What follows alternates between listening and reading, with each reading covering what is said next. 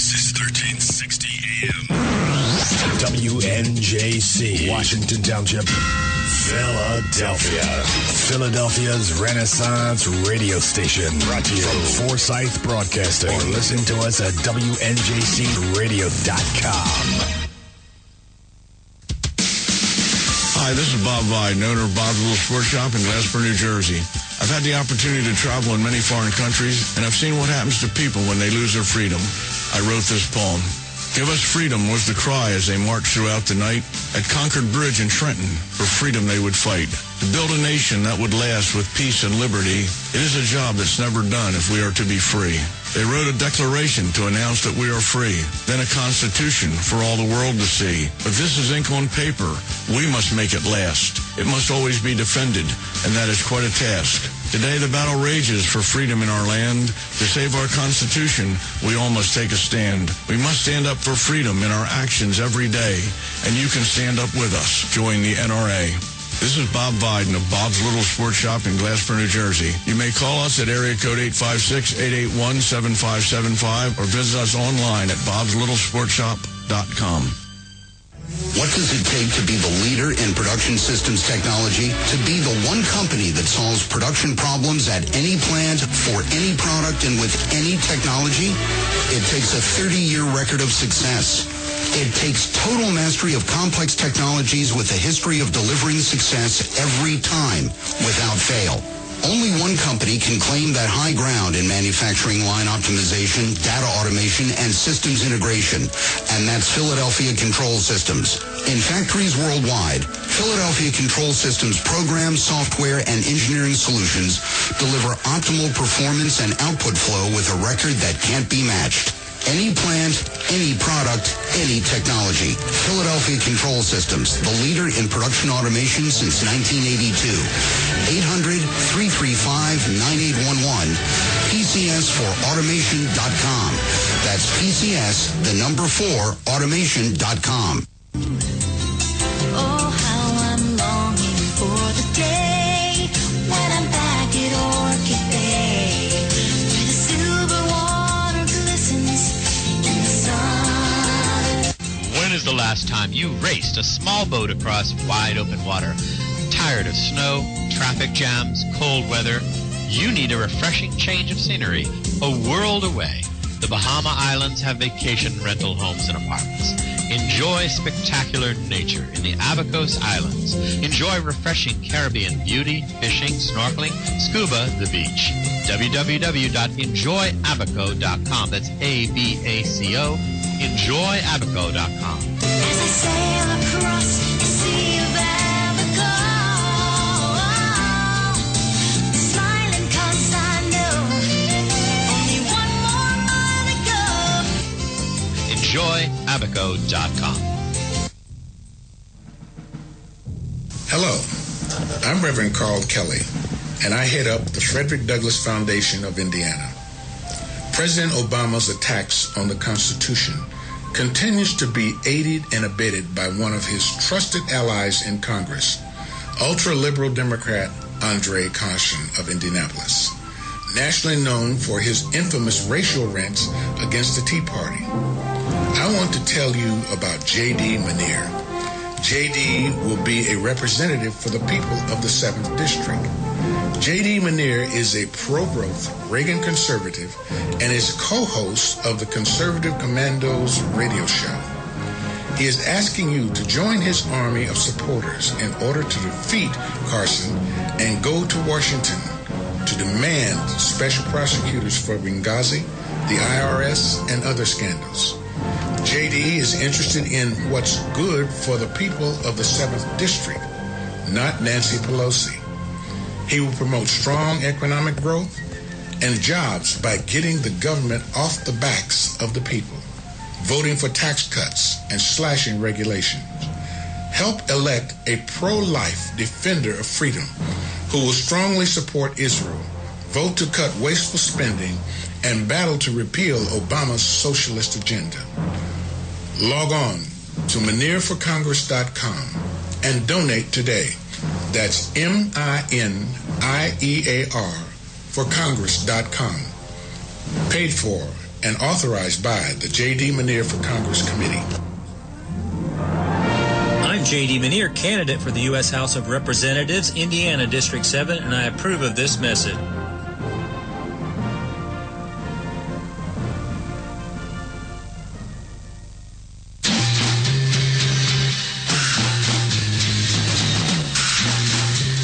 From the East Coast to the West Coast and around the world on the Internet, we're coming to you live from the CCRS studios, WNJC 1360 and WIFI 1460.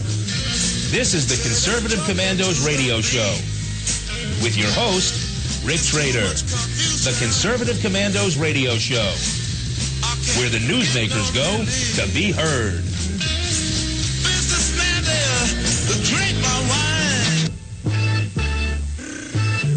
You can call the Conservative Commandos radio show at 856-227-1360. Your opinion counts at 856-227-1360. This is Congressman Alan West, and you're listening to the Conservative Commando radio show. And welcome, everybody. Welcome, fellow patriots, and welcome once again to the Conservative Commandos radio show. I'm Rick Trader, coming to you live from the CCRS studios, that of WNJC 1360, and of course around the world on the internet. And joining me today, a very special treat for me especially, is my very good friend Sharon Engel, who's co-hosting with me. Sharon, welcome to the Conservative Commandos radio show. Thanks so much, Rick. It's always my pleasure to be on with you, and I guess I get that pleasure double. We'll be on together again tomorrow as well. Yes, we will. So, Sharon, we got a great show lined up for our audience today. Who will you be speaking with? Well, I'm going to be talking with Vic Speck. He's the Senior Vice President of Corporate Relations for Peabody Coal, or Peabody Energy. And the reason I say Peabody Coal is because he's going to be talking about clean coal. You know, in some ways that seems like an oxymoron for people. There's no such thing as coal. It's dirty, it's black, it doesn't get clean. So we're going to understand from Vic just why that isn't an oxymoron, that there really is such a thing as clean coal. And then we're going to also be talking with a guest that we've had here several times before. His name is... Can I help you with that? It's Hans von Spakovsky. Thank you. Hans von Spakovsky. He's an authority on a wide range of issues, but today we're going to be talking about the IRS. And is there really anything that can be done? They're saying that we can prosecute Louis Lerner, that we might be able to do something with Mr. Holder, but can we really? And we're going to be talking with Hans about that. All right. And I'm going to be speaking with Darren Wicki. Darren is a native from here in New Jersey. He's also the New Jersey State Director for Americans for Prosperity. And Darren is going to be joining us. You know, Sharon, we always talk here on the Conservative Commandos radio show about activism, how we've got to get active and be active. Well, Darren is going to join us to talk about an event that's going to be taking place in Pennsville, New Jersey, this Saturday. It's a tax day. Get out the vote. We're going to be rallying. We're going to be doing phone banking. And so Darren Wicki is going to be joining us to talk about that today. So, Sharon Engel, what's on your radar screen this week, my friend? We're always doing these petitions out here in Nevada, and it's been an interesting run for us. As you know, the ACLU and the Democrat Party have sued over voter ID. They've said that there's a myriad of reasons why we can't have voter ID in Nevada when we go to the polls. We can't ask for identification, and they have so far summoned me to court 4 times. They've served this summons on me. And yet we don't have a court date, and as you may know, we have a certain length of time which we have to collect our signatures in, and we can't even get started until after we've gone to court. We were supposed to go to court this week, but now they've delayed us again. So here we are, justice delayed, justice denied. And it's the people of Nevada who are being denied. But I think there is even a more far-ranging outcome of this. If they can deny justice in Nevada on this subject, it's also being denied across the nation, because we know that 80% of the people in the U.S. believe that if you have to show your ID to get on an airplane, you should have to show your identification to vote. I agree with that, Sharon. And, the only group that benefits from fraudulent votes are the people that are fighting fair, clean, and honest elections. So if you want to know, people, you want to know who the crooked jerks out there are, who want dishonest elections, who want our elections to be stacked the way they are in Russia and other places in the world, it's the people that are fighting photo ID voter registration and photo ID to vote. They're the people that are stopping you. Every time you go to vote, they'll have people who will vote fraudulently that will nullify your vote. I think this last week we even heard about one of the eastern states saying that they had over 200,000 that voted double, or at least 100,000 that voted double. So I think that was in North Carolina. Talking about this. Yeah, I think that was in North Carolina. That's right. And when we start talking about this, people say, oh, yeah, I've heard about that. We also know about the lady in Ohio who admitted to the news cameras that she'd voted twice, and yet we've not heard that she's been prosecuted for that. That is voter fraud, but no prosecutions on this. So it's an interesting thing when we start to see who is complicit in this. We know that those that are opposed to it are the Democrat Party and the ACLU. But do they have partners in this? When you have a judge who has a certain amount of time to get you to court in a timely way, and yet he's part of the delay, is that complicity, or what's going on? Is our justice system complicit? And I think one of our guests, we're really going to get into that when we start talking about the IRS. Is the justice system really giving us justice, or are they just denying us justice? Well, I had a very busy this morning getting ready for today's show, but I had a brief conversation with John Mosley this morning, and John Mosley asked me if I have saw Eric Holder bashing Louis Gohmert. And I would like to know, Sharon Engel, what can be done about Eric Holder in this Justice Department? Because they're surely not upholding the law.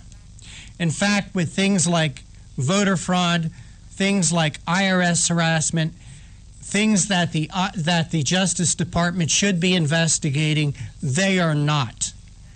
And yet, Eric Holder is out there blasting good men like Louis Gohmert. That's a good question, Rick Trader. It really is a good question. The executive branch is subject to impeachment. It's not just the president, but it's all of his appointees as well. And those articles of impeachment come from Congress. And that then begs the question, why are we not seeing our Congress, which we say is the House that the Republicans have the majority in? They can do these kinds of things. They have enough votes. Why aren't we seeing this kind of action coming from them? I have no idea. Maybe there's members in the House of Representatives other than Democrats that are complicit. Maybe John Boehner. John Boehner is taking money from George Soros. Right now in Amelia Island, there's a bunch of Republican members of the House of Representatives that are meeting to discuss how to destroy the Tea Party. And this group is funded by George Soros. Well, maybe they're also complicit in this. It certainly is a difficult question to really understand the answer to. We had a guest on last week, Steve Bass, and we talked about how we can win in this next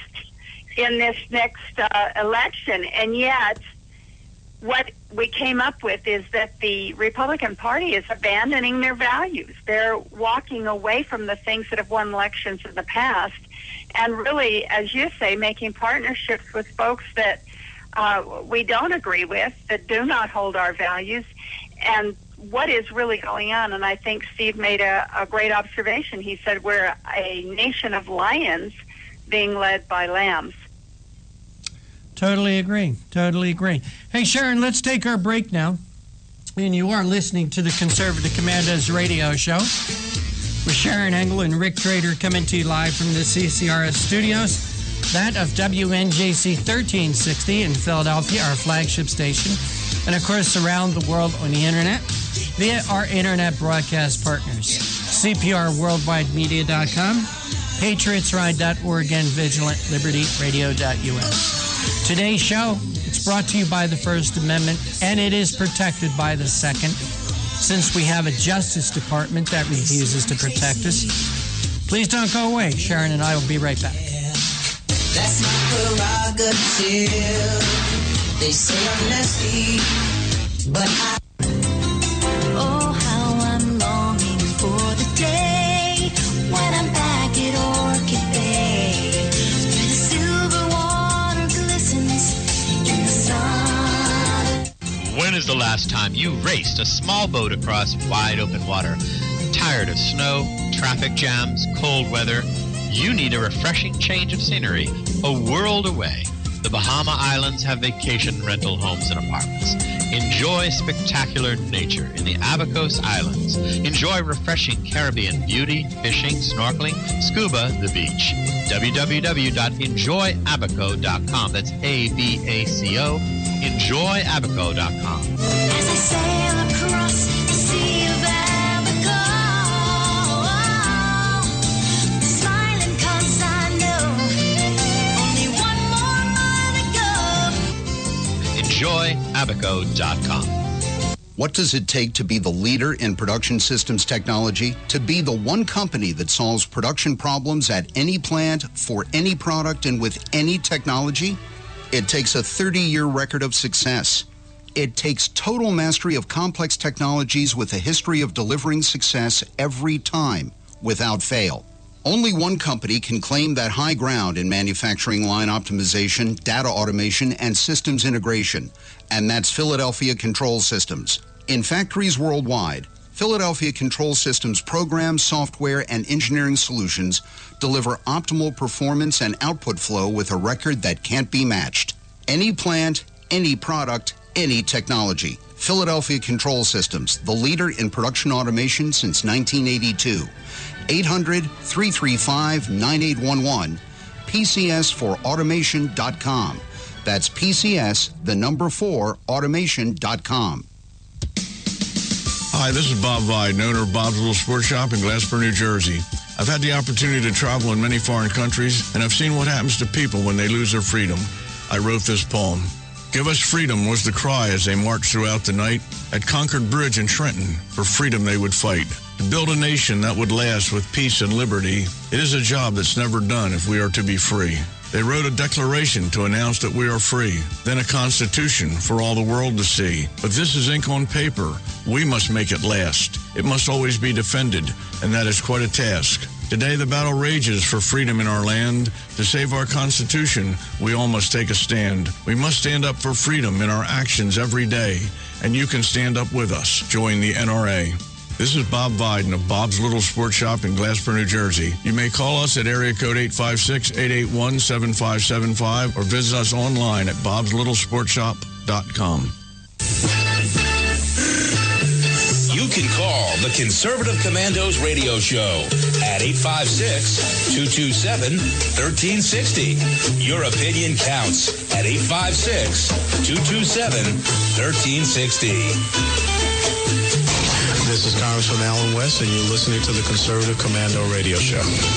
And welcome back to the Conservative Commandos radio show with Sharon Engel and Rick Trader. And a program note, if you'd like to hear a rebroadcast of today's show at 10:10 this evening Eastern Time, please log on to patriotsride.org. That's patriotsride.org.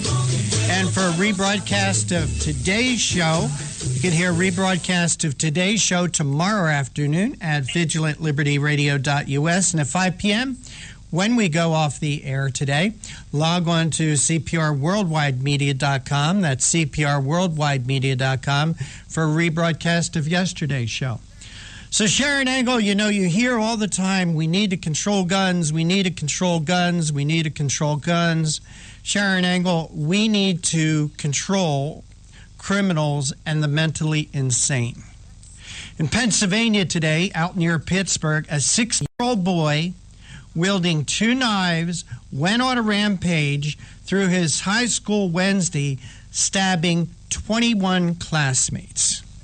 Now, Sharon Angle, I would like to know how this young man spent his time. And when they investigate this young man's activities, if they're going to find out that this guy is just like the perpetrators of the crime in Sandy Hook, Connecticut, or the Navy Yard shooting last year, and are they going to find that this jerk, this criminal, this kid, was one of these video game players? I don't know. There are common threads, and sometimes those don't get reported, Rick. Sometimes they don't. I know when Columbine happened, we began to look at what were the common threads between these school shooters, and often the common thread was psychotropic drugs. Many times what we found was these shooters had been on something like Ritalin, or were just coming off of Ritalin, or were just going on to something like Ritalin, some psychotropic. So there are some pointers to some factors that are common across these lines. And when you talk about the possibility of mental illness or some kind of something going on that is different, these are not folks that are that we would say were not troubled, I guess, and that troubling is what we're wanting to look at. What has troubled these children to the point that they feel like they need to do this, or that they don't feel like it's wrong anymore? There's something going on, and perhaps the common thread is video games. We're just not being told the whole truth. I think when they get into this investigation, because so often it involves juveniles, we're just not told everything that they find, and so we're not able to really make a judgment call with our own children, where without the facts, we're not sure what our own children should be exposed to, what's really causing this. Well, Sharon, there is another common thread of all these things. All these shootings, stabbings like this take place in gun-free zones, Sharon Angle, in places where people are defenseless. Okay? There's a common thread for you.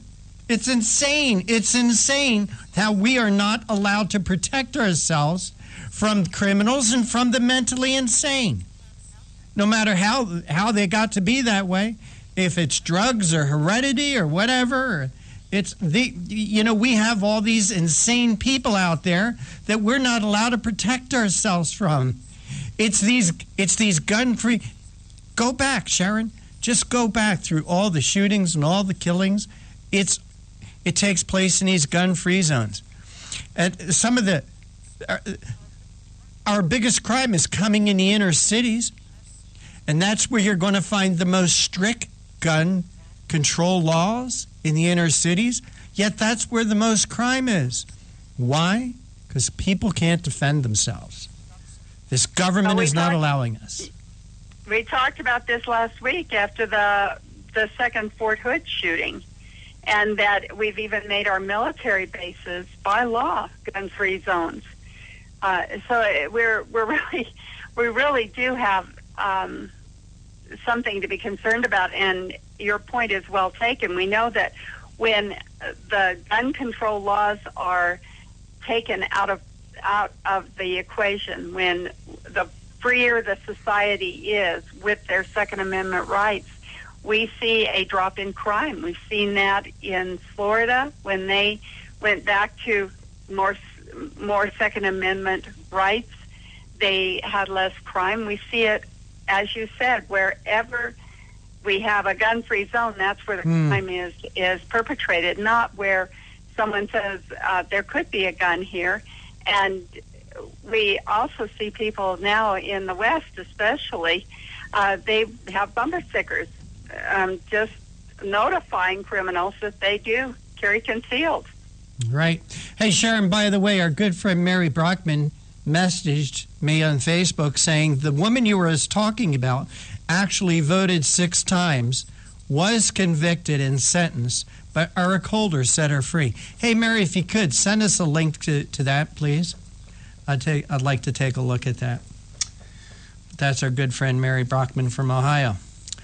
All right, Sharon, we got about 3 minutes left before our next break. What else is on your radar screen? Well, I suppose that everybody would think Sharon Engel just doesn't pay attention if she's not paying attention to what's going on here in southern Nevada with the federal government and a rancher down south that has now been surrounded by federal agents. And we've had what they've called over the years the Sagebrush Rebellion, which is a 10th Amendment fight here in the West, saying that, states should have control of their lands. And because Nevada is 87% federally, not necessarily owned, but at least federally controlled by agencies within the Department of Interior and also the Department of Agriculture. Because of that, we have seen many folks who have land adjacent to these federal lands complaining about the control and the over-control of government.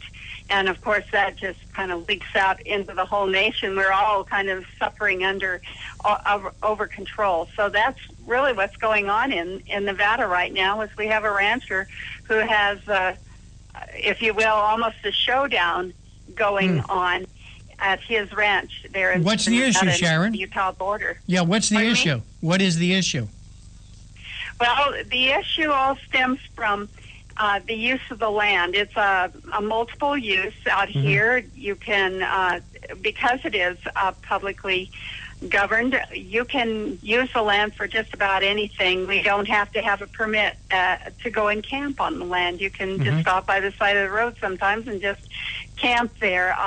You can also go out and get firewood off the land. You can graze cattle on the land. There's all kinds of multiple use. Run your ATV on the land. It's not like you have to ask permission. This is open land. And because of that, when land users want to do some cattle grazing, sometimes they, and this is the case, they have to go and get a permit where they pay for the forage so that they know how many cattle are on the range and just how much of the range they're using.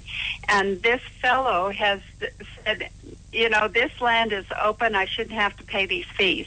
And so he's refusing to pay these fees. They have also complicated matters by saying that this land is now the home of an endangered species, the desert tortoise, and so nothing can be out there but the tortoises. You can't graze your cattle on it because of the tortoises. So there's a whole bunch of issues coming to a head. All right. Hey, Sharon, with that, we're going to have to take a break. We are up against, sorry about that, Sharon. And you're listening to the Conservative Commandos radio show with Sharon Engel and Rick Trader, and we're coming to you live from the CCRS studios, that of WNJC 1360, and of course around the world on the internet via our internet broadcast partners, CPRWorldwideMedia.com, PatriotsRide.org, and VigilantLibertyRadio.us. Please don't go away. On the other side, Sharon and I are going to be speaking with Darren Awicki, New Jersey State Director for Americans for Prosperity. We'll be right back. I really don't care. That's my prerogative. They say I'm nasty, but What does it take to be the leader in production systems technology? To be the one company that solves production problems at any plant, for any product, and with any technology? It takes a 30-year record of success. It takes total mastery of complex technologies with a history of delivering success every time, without fail. Only one company can claim that high ground in manufacturing line optimization, data automation, and systems integration, and that's Philadelphia Control Systems. In factories worldwide, Philadelphia Control Systems programs, software, and engineering solutions deliver optimal performance and output flow with a record that can't be matched. Any plant, any product, any technology. Philadelphia Control Systems, the leader in production automation since 1982. 800-335-9811, PCS4automation.com. That's PCS, the number 4, automation.com. Oh, how I'm longing for the day when I'm back at Orchid Bay, where the silver water glistens in the sun. When is the last time you raced a small boat across wide open water? Tired of snow, traffic jams, cold weather? You need a refreshing change of scenery, a world away. The Bahama Islands have vacation rental homes and apartments. Enjoy spectacular nature in the Abacos Islands. Enjoy refreshing Caribbean beauty, fishing, snorkeling, scuba, the beach. www.enjoyabaco.com. That's ABACO. Enjoyabaco.com. As I sail across the sea of Abaco, smiling 'cause I know only one more mile to go. Enjoyabaco.com. Hi, this is Bob Vide, owner of Bob's Little Sports Shop in Glasper, New Jersey. I've had the opportunity to travel in many foreign countries, and I've seen what happens to people when they lose their freedom. I wrote this poem. Give us freedom was the cry as they marched throughout the night. At Concord Bridge in Trenton, for freedom they would fight. To build a nation that would last with peace and liberty, it is a job that's never done if we are to be free. They wrote a declaration to announce that we are free, then a constitution for all the world to see. But this is ink on paper. We must make it last. It must always be defended, and that is quite a task. Today the battle rages for freedom in our land. To save our Constitution, we all must take a stand. We must stand up for freedom in our actions every day, and you can stand up with us. Join the NRA. This is Bob Viden of Bob's Little Sports Shop in Glasper, New Jersey. You may call us at area code 856-881-7575 or visit us online at bobslittle.sportshop.com. Hello, I'm Reverend Carl Kelly, and I head up the Frederick Douglass Foundation of Indiana. President Obama's attacks on the Constitution continues to be aided and abetted by one of his trusted allies in Congress, ultra-liberal Democrat Andre Carson of Indianapolis, nationally known for his infamous racial rants against the Tea Party. I want to tell you about J.D. Manier. J.D. will be a representative for the people of the 7th District. J.D. Manier is a pro-growth Reagan conservative and is co-host of the conservative Commandos Radio show. He is asking you to join his army of supporters in order to defeat Carson and go to Washington to demand special prosecutors for Benghazi, the IRS, and other scandals. J.D. is interested in what's good for the people of the 7th District, not Nancy Pelosi. He will promote strong economic growth and jobs by getting the government off the backs of the people, voting for tax cuts and slashing regulations. Help elect a pro-life defender of freedom who will strongly support Israel, vote to cut wasteful spending, and battle to repeal Obama's socialist agenda. Log on to ManierForCongress.com and donate today. That's MINIEAR for Congress.com. Paid for and authorized by the J.D. Manier for Congress Committee. I'm J.D. Manier, candidate for the U.S. House of Representatives, Indiana District 7, and I approve of this message.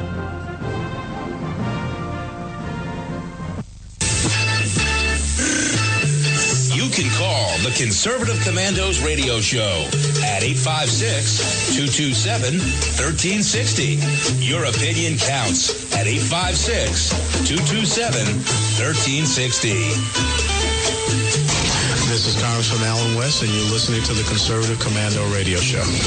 And welcome back, everybody. Welcome back, fellow patriots. Welcome back once again to the Conservative Commandos Radio Show with Sharon Engel and Rick Trader. And if you'd like to hear a rebroadcast of today's show at 10:10 this evening, log on to patriotsride.org. That's patriotsride.org. And if you'd like to hear a rebroadcast of yesterday's show at 5 p.m. this evening when we end our live broadcast, log on to cprworldwidemedia.com. That's cprworldwidemedia.com for a rebroadcast of yesterday's show. And tomorrow afternoon, if you'd like to hear a rebroadcast of today's show, tune in to vigilantlibertyradio.us. And don't forget to check out our websites, conservativecommandosradioshow.com and ccrshow.com. Our next guest is Darren Awicki. He is the New Jersey State Director for Americans for Prosperity. Darren has worked in various political campaigns in North Carolina and Florida. In Florida, he worked in the Romney campaign and also worked in the office of Florida Governor Rick Scott. Darren, welcome back to the Conservative Commandos Radio Show. Rick, always a pleasure to be with you. How are you, sir? We are doing fine, and it's great to have you with us today. And Darren, we've asked you to join us today because Americans for Prosperity is always out there working, always doing the good things. And speaking about working and doing the good things, you guys got something special coming up this Saturday. Tell us about it. We do. So, this Saturday at Fort Mott Park in Pennsville at 454 Fort Mott Road, we are going to be having our day of action, inviting some folks to come out and listen and get empowered by what the government is actually doing as the tax day approaches with our tax dollars. Because let's be honest, Rick, I mean, government is spending more and more, and it is simply not making life better for Americans here in the state. We pay trillions of dollars in taxes every year. This year, our Tax Freedom Day, put out by the Tax Foundation, has been pushed back. Here in New Jersey ourselves, we are now tied for number one as having the latest Tax Freedom Day in the nation on May the 9th this year. So, wow. We need to empower our folks, get out there, and that's what we're doing this Saturday, giving you the information and hopefully encourage some people to take action and make some telephone calls and make sure that our fellow citizens know how our government is spending our money. All right. You're hitting a sad man when he's down, because just on the way to the studio, Darren, you know what I put in the mail today? What did you put in your taxes? We put in our return plus an additional check. What they stole from us during the year wasn't enough when we had to put more in there. So you're hitting a sad man when he's down, but we're grateful that there are organizations like Americans for Prosperity out there that are standing up for us and that do have our banks. Now, this is a tax day rally and phone bank. Tell us what message will be delivered on those phone banks. The message is simple, and it's one that I just mentioned before, the fact that government is spending more and more and Americans are getting less out of their government. And ideally, Washington should be focused on spending less, cutting spending, rather than increasing spending. And the recent accountability that we have to put on our representatives, because even with the Ryan Murray budget deal that we just saw, promising tax cuts in future spending, we know just never materializes. Because when it comes 3 or 4 years down the road, those tax cuts are never realized. They break their promises routinely to the American people, and it's time for us as taxpayers in this great nation to say enough is enough, put our foot down, hold our elected officials accountable for their actions, and that's the message that we're taking out to the field, to countless Americans across the nation. We're active. I think we got about 15 states alone that are doing events that will be making telephone calls from their events. And then in all 50 states, we've issued a day of action alert to our activists to get involved and ask them to carry the same message of freedom to their friends and neighbors. You know, Darren, I remember about 5 years ago, I guess it now has been, boy, does time fly, being at the first Tea Party events that were sponsored by Americans for Prosperity in several locations in New Jersey, in Piscataway and Moorestown and Cherry Hill and whatever. And that in and of itself, I think, was the very start of the 2010 victories in the House of Representatives. Your thoughts? It's the message that we need to carry out to folks. As you know, as Americans for Prosperity, we went through the election year and we focus on the issues. And the issues are very clear in this upcoming election time that we need to do a better job with our purse. Millions of Americans, time and again, have to make cuts just to be able to survive, to be able to decide, are we going to go and purchase medicine this week, or are we going to put more food on the table for our children? And those are the honest-to-God, hard decisions that are being made day in and day out. Our federal government doesn't understand what we have to go through as citizens of this country, because they sit in their ivory towers in Washington, they print money when they so choose, and then they just borrow trillions of dollars. Our federal government this year is going to take in $3 trillion. $3 trillion the federal government is taking in, more than any other budget before, and will still face a deficit when it comes to putting together the budget. Well, Darren, I'll tell you when you're having an effect. And that's when people like Harry Reid start to attack you. And I wanted to bring Sharon Angle into this conversation because no one knows Harry Reid like Sharon does. And Sharon, last week we played some audio clips here in the Conservative Commandos radio show with Harry Reid attacking Americans for Prosperity and people that donate. That's right, we did. And of course he attacked specifically the Koch brothers. And we know they're the ones that have been actually behind Americans for Prosperity, isn't that right? Well, David and Charles are two good guys who have been supporters, along with 92,000 individual Americans across this great country who generously donate to allow us to do the things that we do. And the sad reality is Harry Reid, from his position in Washington, who's made himself a millionaire from being a United States Senator, couldn't hold a candlestick to what David and Charles have done in terms of employing individuals and creating prosperity here in the U.S. But it isn't. Americans for Prosperity just isn't the Koch brothers. And that was what I was kind of wanting you to bring out, is that this is not just their organization. And so when Harry Reid attacks the Koch brothers as being un-American, he's not just attacking the Koch brothers. Who is he attacking, really? Oh, he's attacking our 2.2 million activists that we have nationwide. He's attacking individuals who have the courage to get up and be willing to share their story on how they've been affected by this hurtful healthcare law that was rammed through years ago. And that's who he's attacking. He's attacking the everyday moms and dads of this great nation and calling them liars because they have the courage to stand up and say that they are being effective in a negative light. Well, Darren and Wiki, I want to thank you for joining us today on the Conservative Commandos radio show. Keep up that good work. And once again, shout out the details of the rally and phone bank.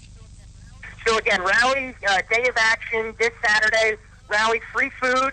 We'll do some hamburgers, hot dogs. It's supposed to be a beautiful day. Fort Mont Park in Pennsville. That's 454 Fort Mont Road. And it'll be from 11:30 a.m. till 2 p.m. Again, free food, activities, great information, empowering you to make a difference. Darren, do you have a website where people could go for more information? And if they weren't able to jump in? Go to our national homepage, AmericansForProsperity.com. That's AmericansForProsperity.com. You can get more information. You can see what the great activities we're doing nationwide and also what we're doing here in the great state of New Jersey. Well, Darren, maybe we could also get you to call in on Friday, just kind of as a reminder. Would love to. All right. Well, thank you so much for joining us today here on the Conservative Commandos Radio Show. Thanks, Rick. Take care. God bless. All right. We are going to take a little break, and you are listening to the Conservative Commandos Radio Show with Sharon Angle and Rick Trader. And we're coming to you live from the CCRS studios, that of WNJC 1360, our flagship station in Philadelphia and around the world on the internet via our internet broadcast partners, CPRWorldwideMedia.com, PatriotsRide.org, and VigilantLibertyRadio.us. Please don't go away. Sharon and I will be back in about 2 minutes. They say I'm crazy. I really don't care. That's my prerogative. They say I'm nasty, but I... Oh, how I'm longing for the day when I'm back at Orchid Bay, where the silver water glistens in the sun. When is the last time you raced a small boat across wide open water? Tired of snow, traffic jams, cold weather? You need a refreshing change of scenery, a world away. The Bahama Islands have vacation rental homes and apartments. Enjoy spectacular nature in the Abacos Islands. Enjoy refreshing Caribbean beauty, fishing, snorkeling, scuba, the beach. www.enjoyabaco.com. That's A-B-A-C-O. Enjoyabaco.com. As I sail across the sea of Abaco, smiling 'cause I know only one more mile to go. Enjoyabaco.com. Hi, this is Bob Viden, owner of Bob's Little Sports Shop in Glasper, New Jersey. I've had the opportunity to travel in many foreign countries, and I've seen what happens to people when they lose their freedom. I wrote this poem. Give us freedom was the cry as they marched throughout the night. At Concord Bridge in Trenton, for freedom they would fight.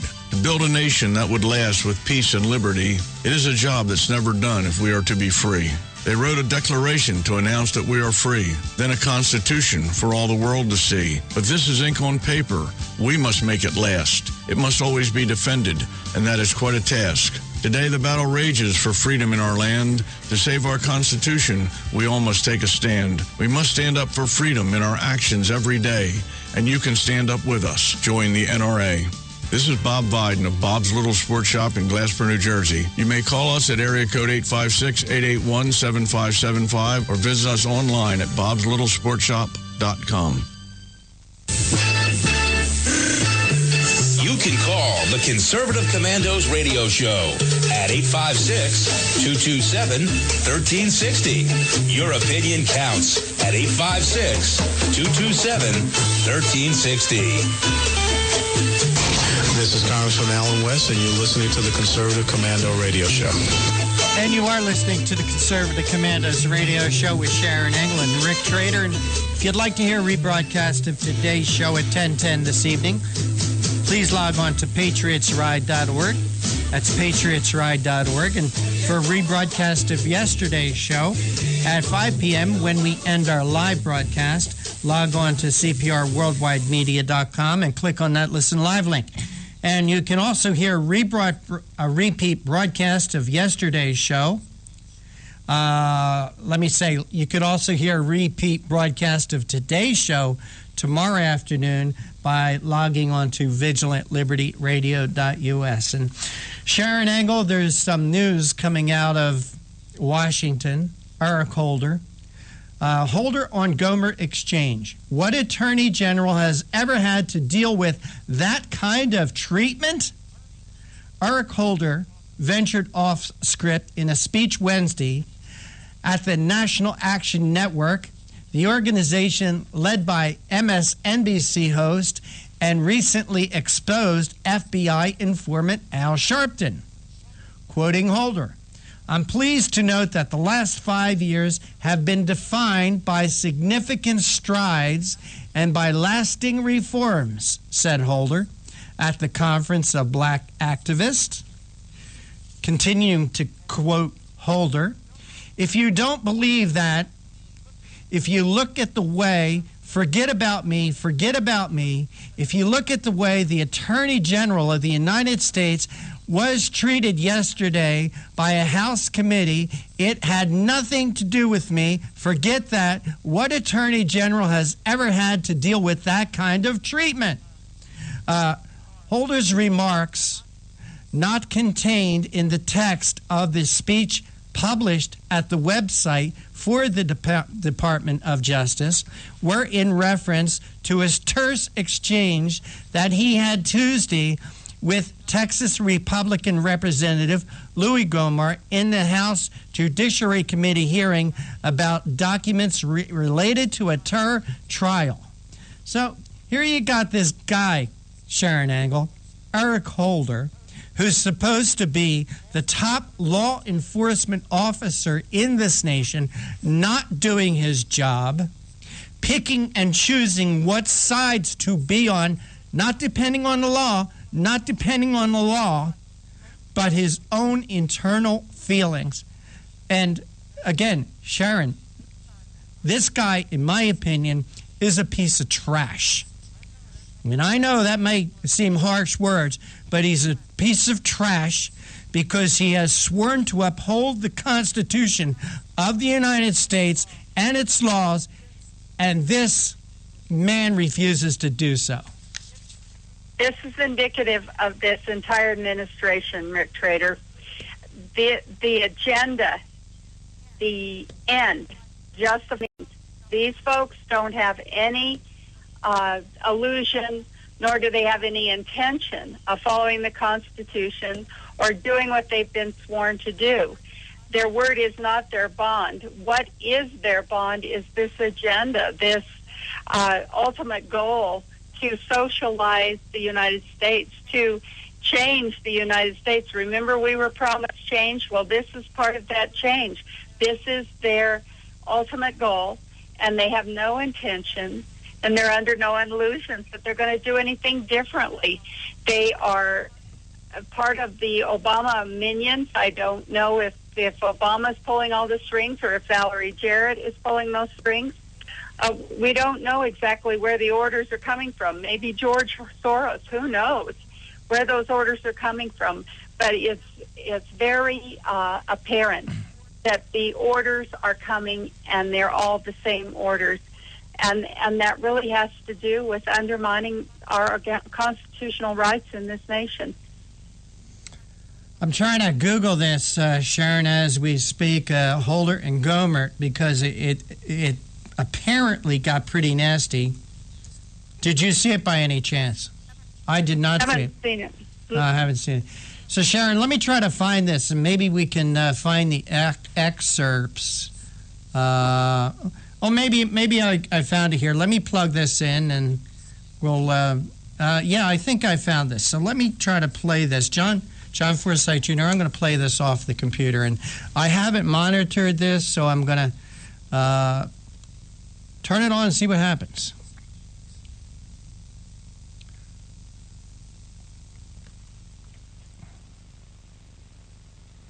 I've read your department promised, and it is adequate. And I realize that contempt is not a big deal to our Attorney General, but it is important that we have proper oversight. You don't want to go there, buddy. So you don't want to go there, okay? I don't want to go there? No. About the contempt?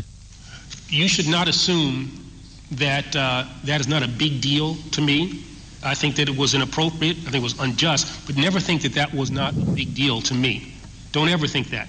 Well, I'm just looking for evidence, and normally we're known by our fruits, and there have been no indications that it was a big deal because your department has still not been forthcoming in producing the documents that were the subject of the contempt. Well, let me move on. There have been other questions asked about the documents that we were prepared to make available then, we're prepared to make available now, that would have obviated the whole need.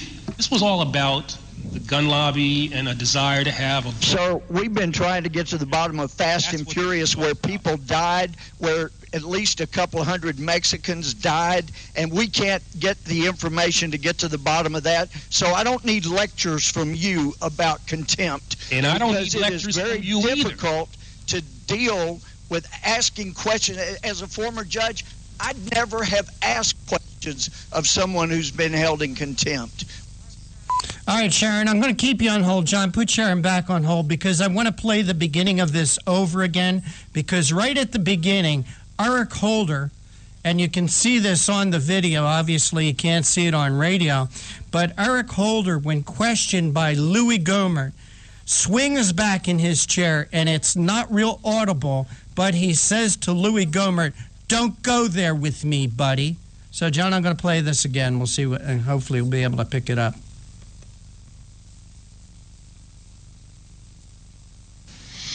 Well, I think what we promised to do is to provide you and your staff with...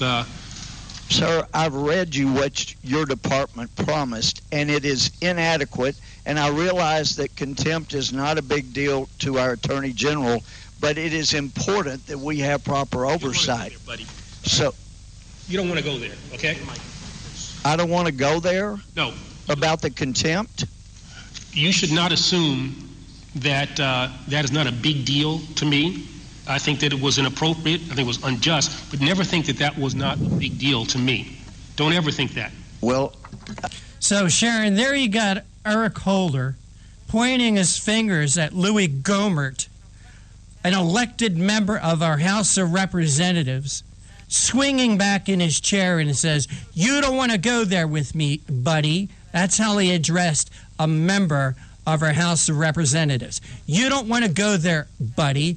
And that just shows the contempt, in my opinion, the contempt that this Attorney General has for not just the House of Representatives, but our Constitution and our laws and all of America. As Congressman Gohmert pointed out, they've been asking for answers for not just weeks, not just months, but for years on these different items, fast and furious. He didn't even go into the other things like Benghazi and IRS and NSA. He just said fast and furious, just give us some facts, give us what's really gone on here. And when he asked him to do that, Eric Holder completely flipped the tables on him, just flipped them, saying, "You don't want to go there. You don't want to ask me if I think contempt is a legitimate charge in this case." When Congressman Gohmert is saying, if you withhold evidence, if you withhold information, that's contempt of this committee. And that's where he was saying, don't say that I don't care about that. Well, obviously, Congressman Gohmert hit a nerve, and we do care. We do care. Why aren't we getting the answers? As we began this show today, we talked about justice delayed is justice denied, and we're seeing that from this Justice Department. And Eric Holder is chief among those who is delaying the evidence, who is trying to deny justice to the American people. So many cases, Sharon, we've seen so many cases in the last 5 years where this man, Eric Holder, has refused to do his job. He's a disgrace, he's an embarrassment, and his attitude, in my opinion, is representative not just of him, not just of the Justice Department, but this entire Obama administration. You don't want to go there, buddy. You don't want to go there. And that's what Eric Holder said to Louis Gohmert. Well, you know what? You know what, Eric Holder? We do want to go there. And we do want answers. We want answers about Benghazi. We want answers about Fast and Furious. We want answers about the IRS intimidations of conservative and patriotic groups. We want the answers, Eric Holder. And with that, Sharon Engel, we got to take a break. So you are listening to the Conservative Commandos radio show with Sharon Engel and Rick Trader. We're coming to you live from the CCRS studios, that of WNJC 1360 in Philadelphia, and around the world on the internet via our internet broadcast partners, CPRWorldwideMedia.com, PatriotsRide.org, and VigilantLibertyRadio.us. Please don't go away. On the other side, we're going to be speaking with Hans Von Spakovsky from the Heritage Foundation talking about will the IRS targeting send someone to jail. Are you listening, Lois Lerner? What does it take to be the leader in production systems technology? To be the one company that solves production problems at any plant, for any product, and with any technology? It takes a 30-year record of success. It takes total mastery of complex technologies with a history of delivering success every time, without fail. Only one company can claim that high ground in manufacturing line optimization, data automation, and systems integration, and that's Philadelphia Control Systems. In factories worldwide, Philadelphia Control Systems programs, software, and engineering solutions deliver optimal performance and output flow with a record that can't be matched. Any plant, any product, any technology. Philadelphia Control Systems, the leader in production automation since 1982. 800-335-9811, PCS4automation.com. That's PCS, the number 4, automation.com. Oh, how I'm longing for the day when I'm back at Orchid Bay, where the silver water glistens in the sun. When is the last time you raced a small boat across wide open water? Tired of snow, traffic jams, cold weather? You need a refreshing change of scenery, a world away. The Bahama Islands have vacation rental homes and apartments. Enjoy spectacular nature in the Abacos Islands. Enjoy refreshing Caribbean beauty, fishing, snorkeling, scuba, the beach. www.enjoyabaco.com. B-A-C-O. Enjoyabaco.com. As I sail across the sea of Abaco, smiling 'cause I know only one more mile to go. Enjoyabaco.com. Hi, this is Bob Viden, owner of Bob's Little Sports Shop in Glassboro, New Jersey. I've had the opportunity to travel in many foreign countries, and I've seen what happens to people when they lose their freedom. I wrote this poem.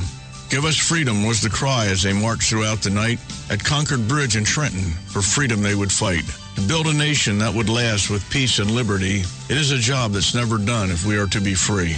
They wrote a declaration to announce that we are free, then a constitution for all the world to see. But this is ink on paper. We must make it last. It must always be defended, and that is quite a task. Today the battle rages for freedom in our land. To save our Constitution, we all must take a stand. We must stand up for freedom in our actions every day, and you can stand up with us. Join the NRA.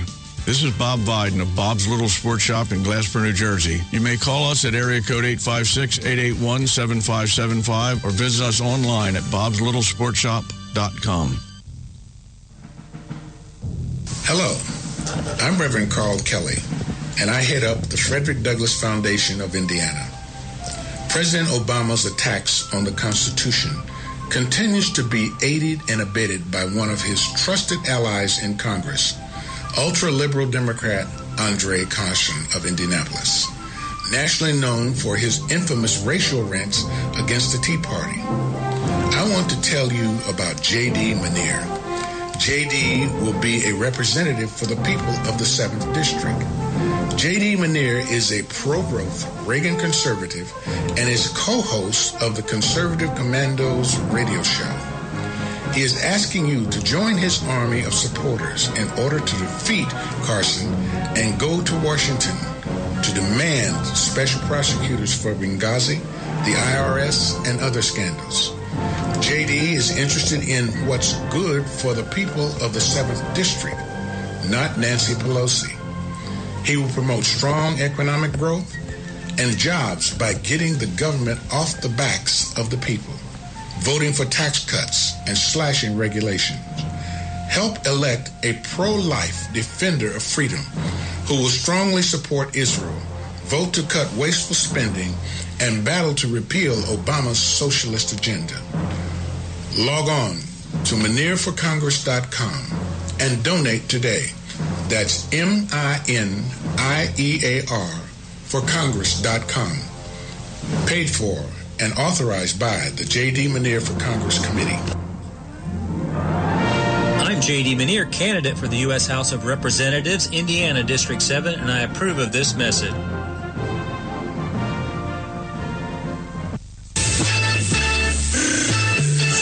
can call the Conservative Commandos Radio Show at 856-227-1360. Your opinion counts at 856-227-1360. This is Congressman Alan West, and you're listening to the Conservative Commando Radio Show. And you are listening to the Conservative Commandos Radio Show with Sharon Engel and Rick Trader. And you would like to hear a rebroadcast of today's show at 10:10 this evening, please log on to patriotsride.org, patriotsride.org. And if you'd like to hear a rebroadcast of yesterday's show at 5 p.m. this evening, when we end our live broadcast, log on to cprworldwidemedia.com. And for a rebroadcast of today's show tomorrow afternoon, place for that is at vigilantlibерtyradio.us. And Sharon Engel, with this, we do have our next guest with us. And will you please make the introduction? Sharon? John, I think we lost Sharon, so guess what? I'll make the introduction.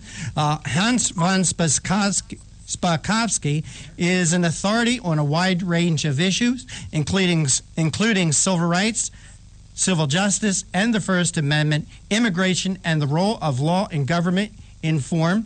As a senior fellow in the Heritage Foundation's Edwin Meese III Center for Legal and Judicial Studies. Hans, welcome back to the Conservative Commandos Radio Show. Well, thanks for having me back on. It was fun seeing you at CPAC. It was great to see you at CPAC, and hopefully very shortly we are going to have Sharon back on with us. We have a slight technical problem. Hey, John. John Jr. just let us know we do have Sharon back. And Sharon, we do have Hans with us, and I made the introduction, so why don't you get right into the interview? Well, Hans, thanks again for being on Conservative Commandos Radio Show. I'm wanting you to answer this question. The House of Ways and Means Committee is reportedly working on a letter that will refer Lois Lerner to the Justice Department for criminal investigation. What does that mean, and what's going to happen? Yeah, they actually, I've got the letter sitting in front of me. It's a 14-page letter sent by Dave Camp, who's the chairman of that committee, to Eric Holder, and he makes claims about 3 different violations of federal statutes. And what ought to happen is that Eric Holder ought to seriously consider this criminal referral and see if she can be charged with these violations of the law. But look, based on everything else that has happened, I seriously doubt that Eric Holder will do anything about it. And basically, I think he's going to fail to carry out his duty as the Attorney General the way he's supposed to. Well, this is frustrating. I would say that Congressman Gohmert probably expressed that frustration better than anyone that I've heard on the subject of Eric Holder really delaying, and as we often say, justice delayed is justice denied. Here he is, the Justice Department, and you're saying he probably won't do anything about this. How do we deal with that kind of frustration? Well, I tell you what the House needs to do, and as you know, I think they're about to do it, and that is the committees need to vote to hold Lois Lerner in contempt. They then refer that to the House of Representatives. I think the House will also hold her in contempt. Now, normally, the Justice Department is supposed to enforce a contempt citation like that in court. They obviously, I'm sure, will once again refuse to do it. And what that means is the House of Representatives will have to get their own lawyer and go to court and enforce the contempt citation against Lerner. I think they'll be successful in doing that. I think it'll take a bit of time to do it, but that's the procedure they need to follow to basically force Lois Lerner to come in and answer the questions that so far she's refused to answer. Well, and once we get the questions answered, and it looks like she's guilty. I mean, we've been watching this thing unfold, and it looks like that. So say that we get this guilty handed down. She is guilty, and then what? Who enforces that? What happens to her at that point? Well, I mean, if we could convince the Justice Department to actually prosecute her for criminal violations of the law, obviously she would get a trial. She would potentially be found guilty. If the House of Representatives has to go to court to enforce a contempt citation against her, that's the kind of thing where if they can actually get a judge to order her to answer the questions, and if she continues to refuse to answer the questions, well then the judge can either fine her or he can actually put her in jail for refusing to follow his order and answer the questions of the committee. Now, how does this work with the Fifth Amendment? Because didn't she already go and she just said, I'm not going to answer these questions? Yeah, she, as everyone I'm sure knows, she has on more than one occasion asserted the Fifth Amendment and refused to answer questions. But here's the problem with this. The last time she did that, you recall, was March 5th. That's when Congressman Issa and Elijah Cummings, the ranking Democrat, got into quite a tussle over it. But what actually was important was what happened after the hearing. In something that did not get a lot of press, her lawyer, Lerner's lawyer, held a press conference at which he said that Lerner had given a quote-unquote lengthy interview to the Justice Department about what had happened at the IRS. That is very significant, although not a lot of people have noticed it. Why? Because the rule in the District of Columbia, where Congress is and where the Justice Department is located, is that if you voluntarily talk to the government, you can't assert the Fifth Amendment the next time you're talking to the government. So when she agreed to talk to the Justice Department, she waived her Fifth Amendment right. So she actually should have answered questions on March 5th, and that's why I think if the House actually goes to court, they will easily be able to enforce this contempt citation against her because she already voluntarily talked to the Justice Department. So we've got this letter now. We've referred it to Eric Holder, and he delays, and he delays, and he delays. Is there any way for Congress to insist that he do something one way or another so that they can go to the next step, or do they have to wait on Eric Holder to just make up his so-called mind on this? As you know, prosecutions, that's responsible with the executive branch, not Congress. But, look, Congress, particularly the House of Representatives, they have one big power. As you well know, it's the power of the purse. And the way to get at Eric Holder, if he doesn't carry out his duties as Attorney General, is to hurt him through the appropriations process. And frankly, what the Republicans ought to do is to target the budget of the Justice Department, specifically, cutting out and hitting things that will hurt the Attorney General specifically. Cut out his travel budget, cut out his budget for salaries of people in his office. Do things that will make him feel the effect of refusing to carry out his duties as Attorney General. That's really the only other power that Congress has over the Justice Department and the executive branch in a matter like this. Again, you're hitting on the frustration of the American people. We saw the Congress earlier on when they had an opportunity to use their appropriation powers and their budgeting powers, and they didn't quite get that job done. We're just wondering, are they really going to get the job done this time? Do you have any real hope that this is going to really happen, or are we just going to continue to spin in this area?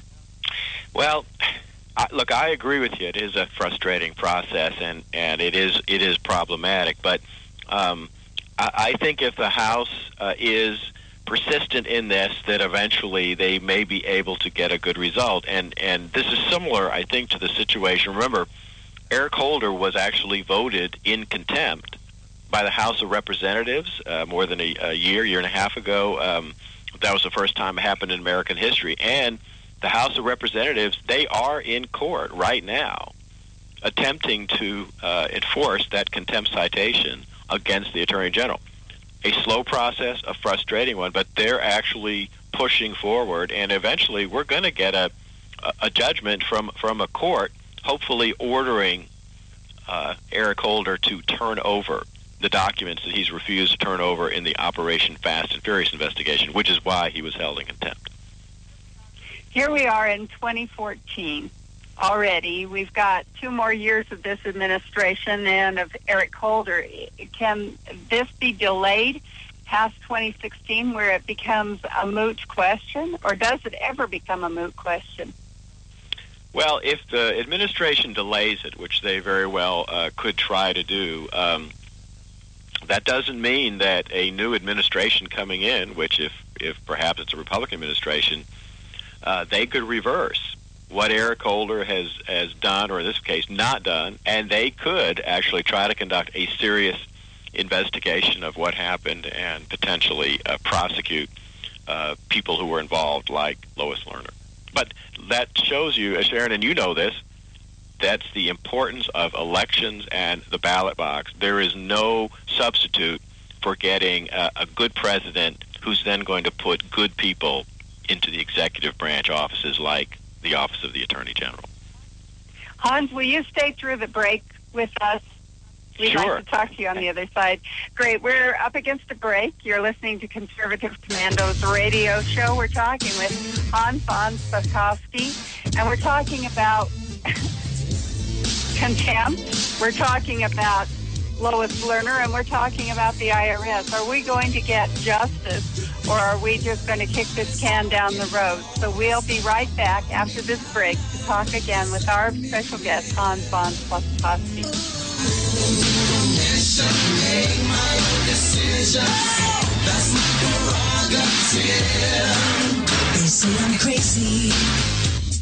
I really don't care. That's my prerogative. They say I'm nasty, but I. Oh, how I'm longing for the day when I'm back at Orchid Bay, where the silver water glistens in the sun. When is the last time you raced a small boat across wide open water? Tired of snow, traffic jams, cold weather? You need a refreshing change of scenery, a world away. The Bahama Islands have vacation rental homes and apartments. Enjoy spectacular nature in the Abacos Islands. Enjoy refreshing Caribbean beauty, fishing, snorkeling, scuba, the beach. www.enjoyabaco.com. That's ABACO. Enjoyabaco.com. As I sail across the sea of Abaco, smiling 'cause I know only one more mile to go. Enjoyabaco.com. Hi, this is Bob Viden, owner of Bob's Little Sports Shop in Glasper, New Jersey. I've had the opportunity to travel in many foreign countries, and I've seen what happens to people when they lose their freedom. I wrote this poem. Give us freedom was the cry as they marched throughout the night. At Concord Bridge in Trenton, for freedom they would fight. To build a nation that would last with peace and liberty, it is a job that's never done if we are to be free. They wrote a declaration to announce that we are free, then a constitution for all the world to see. But this is ink on paper. We must make it last. It must always be defended, and that is quite a task. Today the battle rages for freedom in our land. To save our Constitution, we all must take a stand. We must stand up for freedom in our actions every day, and you can stand up with us. Join the NRA. This is Bob Viden of Bob's Little Sports Shop in Glasper, New Jersey. You may call us at area code 856-881-7575 or visit us online at bobslittlesportshop.com. You can call the Conservative Commandos Radio Show at 856-227-1360. Your opinion counts at 856-227-1360. This is Congressman Alan West, and you're listening to the Conservative Commando Radio Show. And welcome back to the Conservative Commandos Radio Show with Sharon Engel and Rick Trader. And our guest this segment is Hans von Spakovsky from the Heritage Foundation, talking about will IRS targeting send someone to jail. Hans, thanks for holding through the break. We appreciate your time. Sure, happy to do it. Well, as you have said, the House should not expect the Holder Justice Department to do anything. It does not seem the Justice Department has been conducting a serious criminal investigation of the IRS targeting or of Lois Lerner, and it seems highly unlikely that Eric Holder will do anything about such a referral. Hans, Did you happen to see the little tit-tat between Eric Holder and Louis Gohmert yesterday? Yes, yeah, I did, and it shows what a short fuse the Attorney General has. But Louis Gohmert was exactly right in the charges and the questioning that he was conducting of Eric Holder. And I bring this up. We played that interaction between Holder and Gohmert here on the show prior to having you join us today. But there definitely seems to be battle lines drawn between the Justice Department and the administration and the House of Representatives. And just today, the House Ways and Means Committee voted 23-14 today to refer former IRS official Lois Lerner to Attorney General Eric Holder for possible criminal prosecution. And by the way, the reason I'm bringing that up, that vote broke upon party lines. It's have you ever seen more rancor than we're seeing right now, Hans? No, but that's also because if you look at the conduct of the Democratic members of both the House and Ways Committee or the Government Oversight and Reform Committee, which is Chairman Issa's committee, it's also been investigating this. The Democrats have been doing absolutely everything they can to stop this investigation, to prevent anyone from looking into it. And look, this is after we know that members of the Democratic Party, particularly a number of senators such as Chuck Schumer and Dick Durbin, they all sent letters to the IRS demanding that the IRS go after and investigate all these conservative organizations. So, the IRS was doing exactly what these elected members of the Democratic Party wanted them to do, and now they're trying to stomp on the investigation because they don't. Well, Hans and John Mosley, our co-host, asked me to ask you this: why isn't impeachment and isn't impeachment a power that Congress has over the Attorney General? Can't they impeach Holder? Yes, they can. Impeachment applies.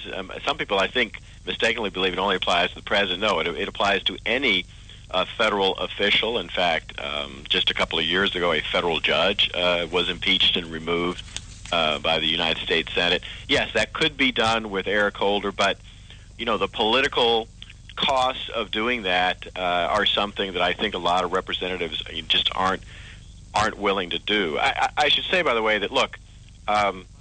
John Fund and I have a new book coming out specifically about Eric Holder in June, and we have an entire chapter on the way Eric Holder has basically lied to Congress, misled Congress, and not provided them with the information and documentation that Congress is entitled to in its oversight function. But this is nothing new about Eric Holder's behavior. He's done this for many, many years. And your book coming out in June is Obama's Enforcer, Eric Holder's Justice Department. Glad you brought that up because I forgot to mention that in the introduction. My bad. Please accept my apology on that. But what about a special prosecutor? Can Congress call a special prosecutor? The department has already refused to do that.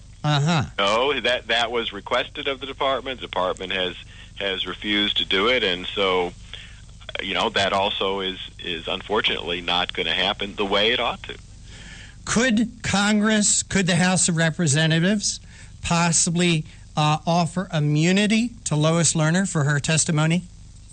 They could. That's certainly something they can offer, but at this point, there's no reason for them to do it because she waived her Fifth Amendment right when she voluntarily talked to the government. And in fact, one of the other things I didn't mention was that her lawyer said that he did not ask the Justice Department for immunity. So she voluntarily talked to the government without getting immunity. That means there's just no question that she waived the Fifth Amendment, and they've got the ability to enforce a contempt citation against her for refusing to answer questions. So where does this go now? Is it going to go into the courts? Are both sides going to do judge shopping on this? Can you foresee that this might end up in the Supreme Court? What's your take? Well, I think the House definitely is going to hold Lois Lerner contempt. I think they'll hold a vote. I think it'll be overwhelming. And then it's going to be a question of whether her lawyer wants to get his client in and finally let her testify in order to avoid a court proceeding over that contempt citation, or whether Lois Lerner just continues to ignore this and continues to fight it, in which case the House will have to go to court and get that contempt citation enforced against her, which may be a slow and lengthy process. Hans, you made an interesting comment. You said if the Congress was willing to do it, and then you said they aren't willing to do the impeachment. They're not willing to take that political risk. Could you just kind of expand upon that? I don't think our listeners really understand when we talk about political risk. What is it that's keeping our representatives from having the courage to go through with some of these things that they have at their disposal?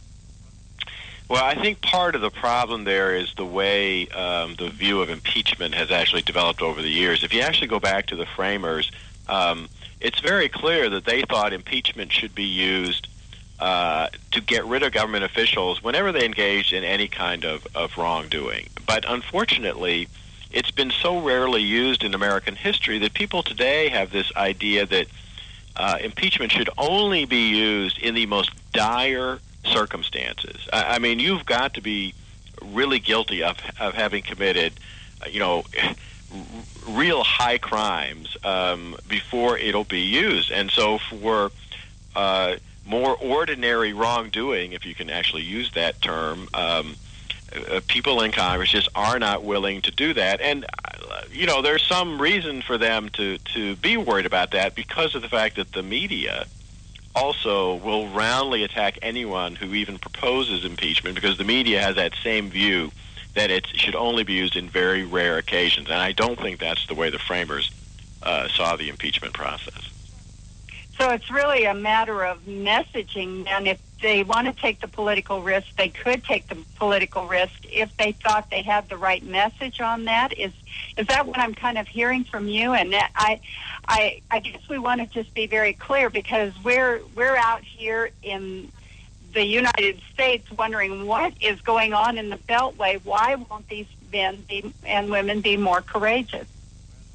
Well, I think it's a matter of they would have to.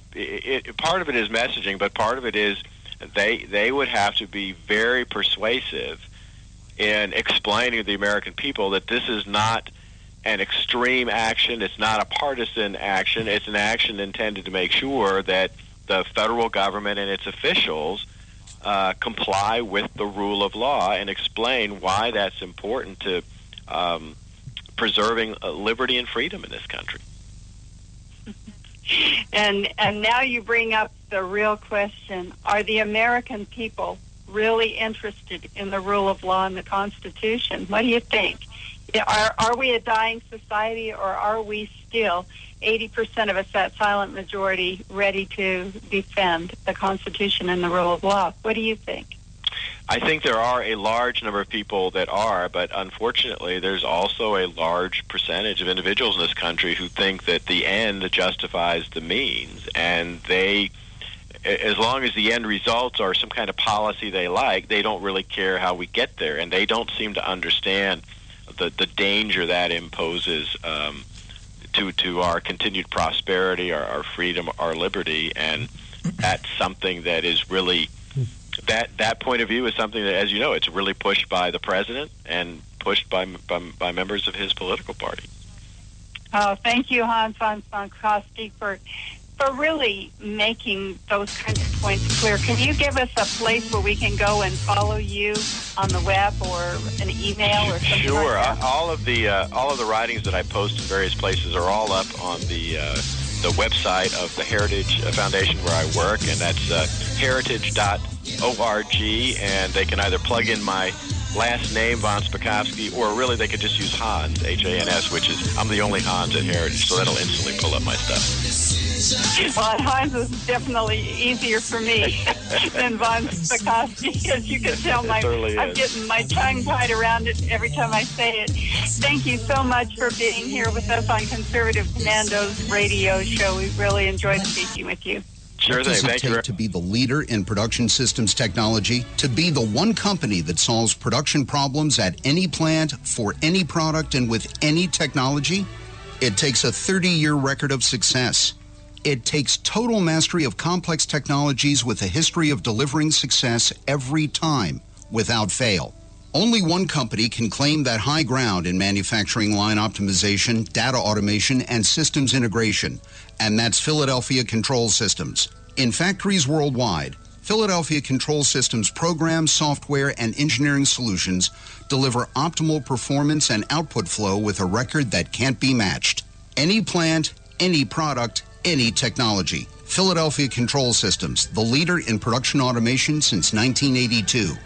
800-335-9811, PCS4automation.com. That's PCS, the number 4, automation.com. Oh, how I'm longing for the day when I'm back at Orchid Bay, where the silver water glistens in the sun. When is the last time you raced a small boat across wide open water? Tired of snow, traffic jams, cold weather? You need a refreshing change of scenery, a world away. The Bahama Islands have vacation rental homes and apartments.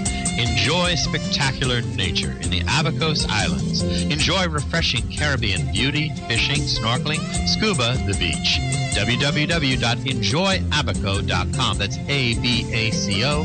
Enjoyabaco.com. As I sail across the sea of Abaco, smiling 'cause I know only one more mile to go. Enjoyabaco.com. Hi, this is Bob Viden, owner of Bob's Little Sports Shop in Glasper, New Jersey. I've had the opportunity to travel in many foreign countries, and I've seen what happens to people when they lose their freedom. I wrote this poem. Give us freedom was the cry as they marched throughout the night. At Concord Bridge in Trenton, for freedom they would fight. To build a nation that would last with peace and liberty, it is a job that's never done if we are to be free. They wrote it to announce that we are free, then a constitution for all the world to see. But this is ink on paper. We must make it last. It must always be defended, and that is quite a task. Today the battle rages for freedom in our land. To save our Constitution, we all must take a stand. We must stand up for freedom in our actions every day, and you can stand up with us. Join the NRA. This is Bob Viden of Bob's Little Sports Shop in Glasper, New Jersey. You may call us at area code 856-881-7575 or visit us online at bobslittle.sportshop.com. Hello, I'm Reverend Carl Kelly, and I head up the Frederick Douglass Foundation of Indiana. President Obama's attacks on the Constitution continues to be aided and abetted by one of his trusted allies in Congress, ultra-liberal Democrat Andre Carson of Indianapolis, nationally known for his infamous racial rants against the Tea Party. I want to tell you about J.D. Manier. J.D. will be a representative for the people of the 7th District. J.D. Manier is a pro-growth Reagan conservative and is co-host of the Conservative Commandos Radio Show. He is asking you to join his army of supporters in order to defeat Carson and go to Washington to demand special prosecutors for Benghazi, the IRS, and other scandals. JD is interested in what's good for the people of the 7th District, not Nancy Pelosi. He will promote strong economic growth and jobs by getting the government off the backs of the people, voting for tax cuts and slashing regulations. Help elect a pro-life defender of freedom who will strongly support Israel, vote to cut wasteful spending, and battle to repeal Obama's socialist agenda. Log on to ManierForCongress.com and donate today. That's MINIEAR for Congress.com. Paid for and authorized by the J.D. Manier for Congress Committee. I I'm J.D. Manier, candidate for the U.S. House of Representatives, Indiana District 7, and I approve of this message.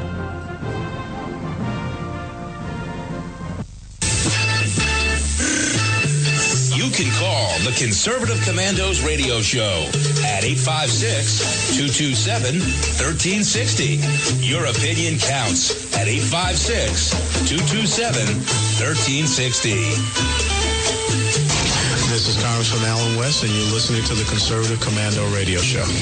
And this is the Conservative Commandos Radio Show with Sharon Angle and yours truly, Rick Trader, coming to you live from the CCRS studios, that of WNJC 1360 in Philadelphia, our flagship station, as we do each day, Monday through Friday, from 3 to 5 p.m. East Coast time, and around the world on the internet via our internet broadcast partners, CPRWorldwideMedia.com, PatriotsRide.org, and VigilantLibertyRadio.us. And Sharon Angle, we do have our next guest with us. Will you please make the introduction?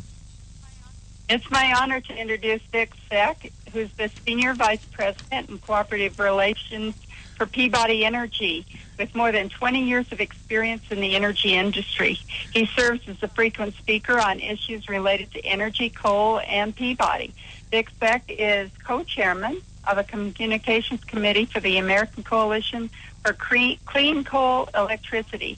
He also serves on the communications committee for the National Mining Association and the advisory board through the American Coal Foundation. Vic, welcome to Conservative Commandos Radio Show. Well, thank you. It's great to be here today.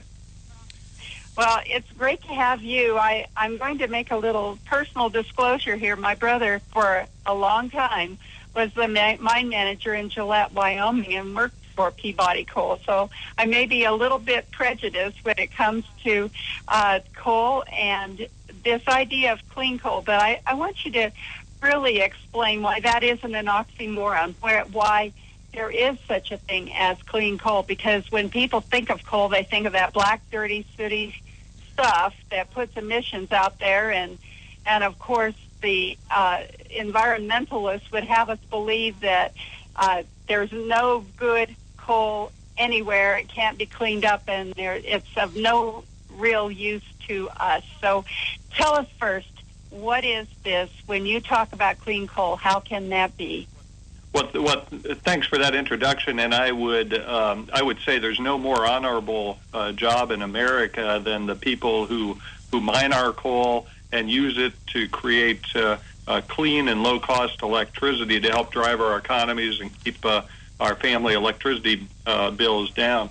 To your point around clean coal, Congress years ago defined clean coal, and they said it was any kind of technologies that remove significant amounts of particulate matter and sulfur dioxide and nitrogen oxides, and that's exactly what's going on today. So if you look at a picture of Pittsburgh or pick any other city in the Midwest or east of your choice, probably in the 1950s or 60s, it could be a sunny day, and yet it looked pretty darn dark outside in terms of emissions hanging in the air, and it was soot, and it was NOx, which we associate with smog and some of those kind of elements. And what we've done since that time is turn blue skies back to blue skies because of the application of clean coal technologies. Since 1970 in the U.S., we have seen coal used for electricity generation increase by 170%. It's nearly tripled during that time. And yet localized emissions have been reduced by 90% per megawatt hour. And it's because of a whole suite of technologies which go onto the back end of these very large, very efficient generating plants. I think you made a good point of how we've looked out on cities in the past, like Pittsburgh, and seen this haze out there. And now that seems to be in the minds of even our young people. I was having a conversation with my granddaughter who lives there in Philadelphia on the way to the airport the other day, and she brought up coal and how we have to get rid of coal because it's polluting the atmosphere. And I thought, where is she getting that idea? Because as you pointed out, this hasn't been the case in the recent past here. So where are we getting this? Where are the environmentalists coming up with this idea that we have these that our skies are just polluted by coal? Where are they? Is this is it real or what's happening? How are they getting this idea? Well, I think in many ways it's a matter of moving the goalposts from an environmentalist perspective. And we totally believe that the air ought to be getting a little cleaner every day. But it would be as though your fourth grader came home and said, "Hey, I got a 98 on my test today." And you said, "That's fantastic. You've got a high A average." And they'd say, No. That may have been a high A when you were in school, Mom. But today you need a 99.9 to get an A. So we have gotten much higher standards in the U.S. for our environmental performance. And that's fine over time. We ought to have those high standards. We lead the world on that. But we also need to stop and celebrate the enormous progress we've made on removing the vast majority of emissions from the air today. Because statistically, whether it's EPA or others, no one argues with the fact that the air is far cleaner than it's been at any time in the last half century or more. Well, and isn't it true that the coal that we're mining these days isn't as high in sulfur content in some areas? I know that is kind of what people like Peabody are out there looking for, is coals that will actually burn cleaner. Well, that's exactly right. You mentioned a family member who's in Gillette, Wyoming, and just a couple stats around that. We have one mine in Wyoming which by itself will produce as much coal as the entire state of West Virginia this year. I mean, that's the size of these very thick coal seams out there. And why is that important? Well, not only are we blessed with tremendous coal reserves in Wyoming, but they also happen to be very low in sulfur, and that goes exactly to your point. So it's a much cleaner coal product. It's much lower cost, and as a result, it helps to drive electricity costs, which are far less expensive than elsewhere. I'll give you one example. So our global headquarters are in St. Louis, Missouri. I'm sitting here looking out over a beautiful spring day with blue skies, and we have 80% of our electricity here that comes from coal. Now, you look at a state like California, they get 1% of their electricity from coal. So they pay electricity rates that are 62% above those of Missouri. Now, the average person doesn't know exactly what rate they pay for electricity, so let's put it on a dollar per gallon equivalent for filling your tank. We would be paying essentially $5.75 a gallon if we had the same kind of equivalency on the gasoline side versus California on the coal side. So it gives you an example. These things matter. Choice of policies matter. Choice of fuels matter. And coal fuels right now, 44% of electricity in the U.S. Number two is natural gas at 22%. So it's the workhorse of our electricity generation, and it helps to keep costs low in much of the U.S. Well, you're exactly right. In Nevada, we have several coal-fired plants that produce our electricity, and we noticed that when the legislators got together in California and passed all their green energy requirements, we started seeing them experiencing brownouts over there. And can you just kind of talk to us a little bit how this regulation really can affect business when we get too much of what they're calling green energy requirements going in there and not really relying, like you said, on the workhorse? Well, we need all forms of energy. And if you live in, the southwestern U.S., you ought to have a bit of your electricity that comes from solar energy to the extent that it's economical. And if you live in North Dakota, you ought to have a bit that comes from wind, or the same with parts of Texas. We ought to have natural gas. We need some nuclear. We need a lot of coal. The U.S. is sitting on more coal than any other nation has in any other single energy form beneath our feet.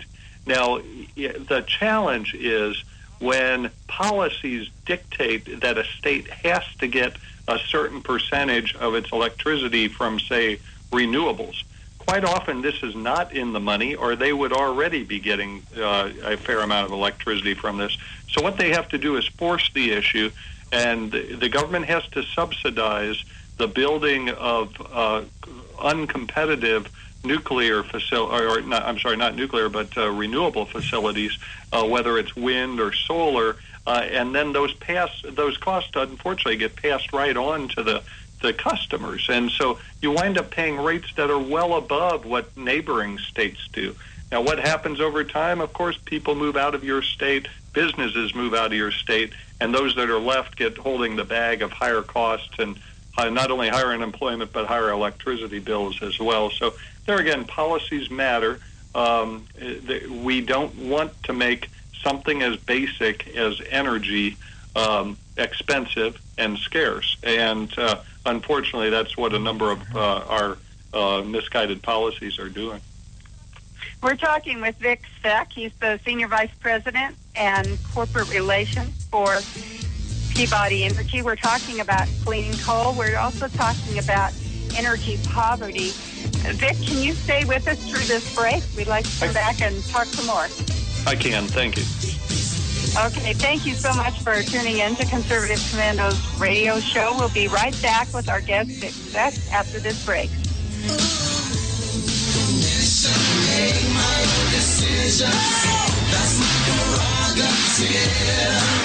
They say I'm crazy, I really don't care. That's my prerogative. They say I'm nasty, but Oh, how I'm longing for the day when I'm back at Orchid Bay, where the silver water glistens in the sun. When is the last time you raced a small boat across wide open water? Tired of snow, traffic jams, cold weather? You need a refreshing change of scenery, a world away. The Bahama Islands have vacation rental homes and apartments. Enjoy spectacular nature in the Abacos Islands. Enjoy refreshing Caribbean beauty, fishing, snorkeling, scuba, the beach. www.enjoyabaco.com. That's ABACO. Enjoyabaco.com. As I sail across the sea of Abaco, smiling 'cause I know only one more mile to go. Enjoyabaco.com. Hi, this is Bob Viden, owner of Bob's Little Sports Shop in Glasper, New Jersey. I've had the opportunity to travel in many foreign countries, and I've seen what happens to people when they lose their freedom. I wrote this poem. Give us freedom was the cry as they marched throughout the night. At Concord Bridge in Trenton, for freedom they would fight. To build a nation that would last with peace and liberty, it is a job that's never done if we are to be free. They wrote a declaration to announce that we are free, then a constitution for all the world to see. But this is ink on paper. We must make it last. It must always be defended, and that is quite a task. Today, the battle rages for freedom in our land. To save our Constitution, we all must take a stand. We must stand up for freedom in our actions every day, and you can stand up with us. Join the NRA. This is Bob Viden of Bob's Little Sports Shop in Glasper, New Jersey. You may call us at area code 856-881-7575 or visit us online at bobslittle.sportshop.com. You can call the Conservative Commandos radio show at 856-227-1360. Your opinion counts at 856-227-1360. This is Congressman Alan West, and you're listening to the Conservative Commando Radio Show.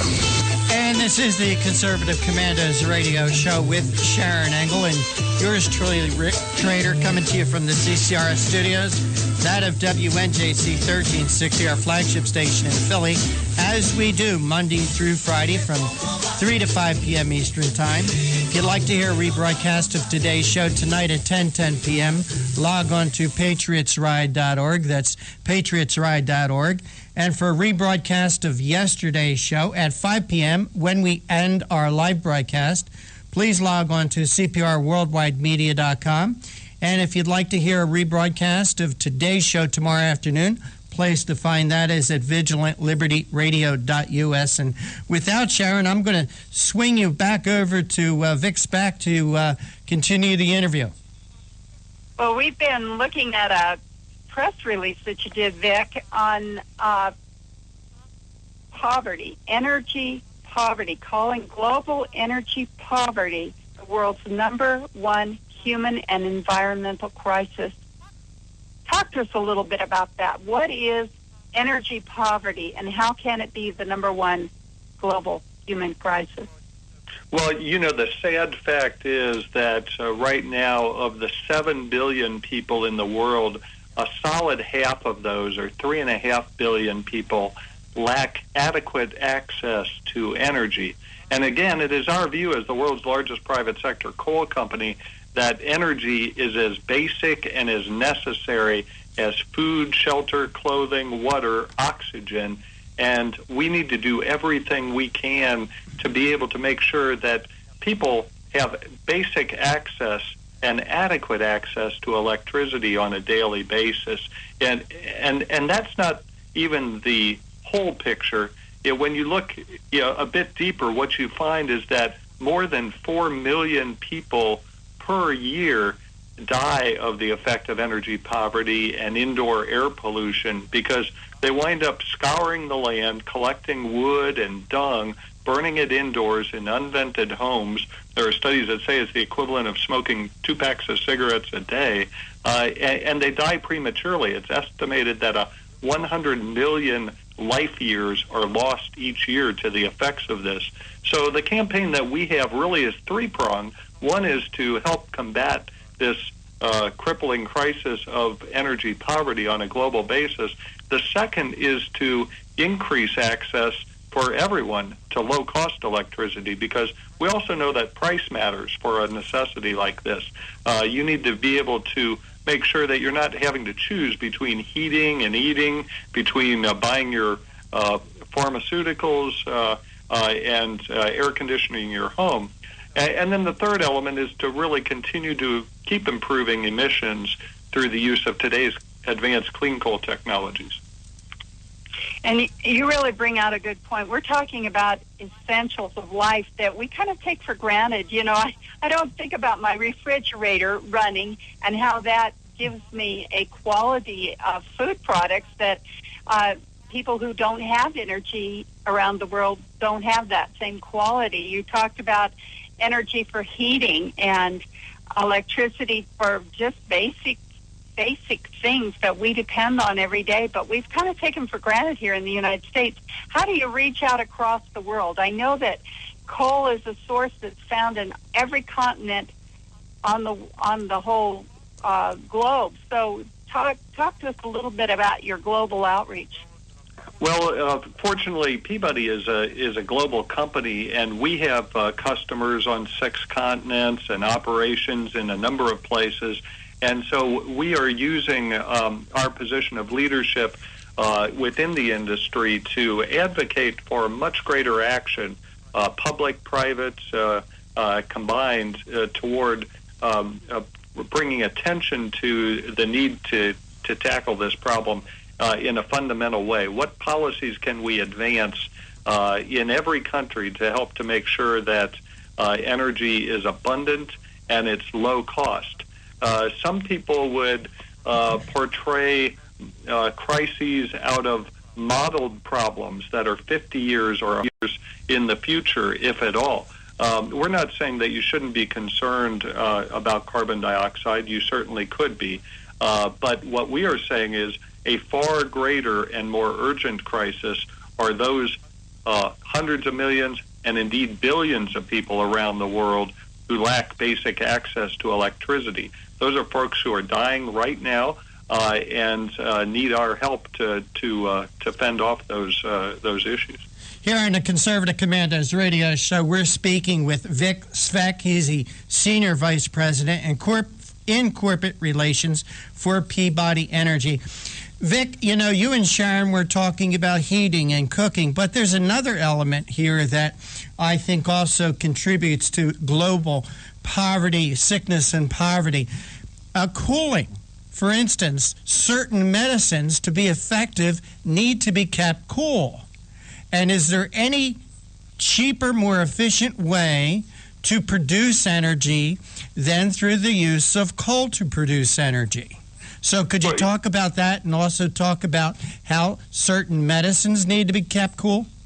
Yeah, you are so right. And as we look at the energy landscape, we find that all energy forms are necessary. But in the case of oil and gas, far too often they're very expensive. And in the case of solar and wind, they're necessary, but in so many cases, they can't be used above a very small boutique niche level. And so coal is the fuel that has the best scale, the best abundance, the best reliability, and the best cost profile to be able to provide the masses with the low-cost electricity they need. You know, the point that you made was one that was made by Bill Gates this last fall when he said one of the greatest issues facing humankind is not connecting the world to the internet. It is keeping the vaccine cold chain intact from the source to the end patient who's receiving the vaccine. And he viewed that as a very fundamental but hugely important concern that needed addressing. If you give a person a refrigerator and the electricity that it takes to power it, you can keep medicines cold. You can keep food prepared. You can fundamentally change the life of someone. I know people who tell me that growing up in India, they could only study for 2 hours a day because that's all the more electricity that they had to power their lights. And so they had to conserve where they could, or they had to sit outside in public places under street lamps to finish their schoolwork. Recently, there was a story that discussed Pakistan's issues of brownouts and lack of reliable electricity. And someone had said, we can't even run our fans at night. We have become a nation of sleep-deprived zombies. Wow. So these are the kind of anecdotes out there that bring to life the fundamental issue of electricity. But we can bring it home as well. We all know people in our own communities and certainly in other states that pay far too much for electricity these days. And again, policies matter and fuel choices matter. People in New Jersey are paying too much for energy, Vic. We got a politician here, a governor, Chris Christie, that's forcing the power industries to buy wind and solar technology, and this wind and solar energy costs 16 times more than conventional energy from nuclear or oil or coal or whatever. You know, Vic, when you talk about medicines, isn't even something as simple as insulin, doesn't even insulin need to be kept refrigerated? It does, absolutely. And, we, again, can too often take these things for granted. You can increase my electricity bill, and I'll grouse about it, but I'll keep paying it. But let's show some sensitivity to the people who are at greatest need, who really have to make those very difficult choices. Hey, Vic, we're going to have to wrap up in a minute or so, but I want to have you back on next week because I got tons of questions that I'd like to go over with you. But in the meantime, could you give out some websites where our listeners can go for more info? Absolutely. We appreciate the time, and I refer you to Advanced Energy for Life, all one word, .com for more information. Vic Speck, I want to thank you for joining us today on the Conservative Commandos radio show. Sharon Engel, I want to thank you for sitting in as my co-host, and we'll speak with you again tomorrow, Sharon. Looking forward to working with you again. And for right now, we got to run, we got to go. We're out of time. Take care, God bless, and we'll see you tomorrow on the radio.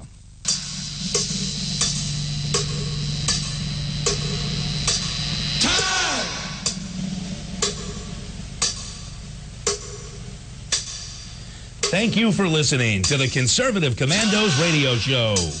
Huge thanks to our co-hosts, contributors, patrons, callers, and our friends at WNJC 1360 and WIFI 1460, where we broadcast live every Monday through Friday, 3 to 5 p.m. Eastern and 2 to 4 p.m. Central. look for us on the internet at www.ccrshow.com. Until next time, we are the Conservative Commandos Radio Show, where the newsmakers go to be heard.